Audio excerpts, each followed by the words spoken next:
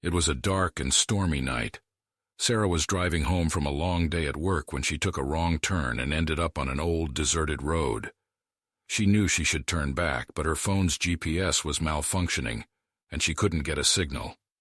As she drove down the winding road, Sarah's headlights illuminated a creepy old house looming in the distance. It was old and run down, with cobwebs covering the windows, and an eerie feeling emanating from its walls. Sarah's curiosity got the better of her, and she pulled over to investigate.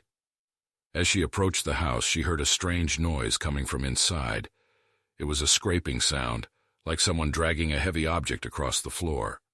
Sarah cautiously opened the creaky front door and peered inside.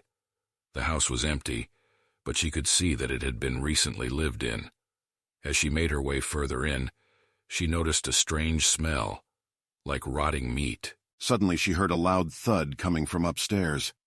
She made her way up the creaky stairs, heart racing, and cautiously opened the door to the first room. Inside was an old rocking chair, slowly swaying back and forth, but no one was there. She proceeded to the next room, and as she opened the door, she was greeted by the sight of a man hanging from the ceiling. She screamed in terror and ran out of the house as fast as she could.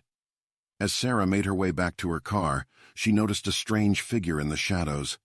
It was a tall, lanky man with a twisted grin on his face. He began to chase her, and Sarah knew she was in grave danger. She finally made it back to her car and peeled out of there as fast as she could, heart pounding. She never went back to that old house again, but she couldn't shake the feeling that something was still watching her, waiting for her to return.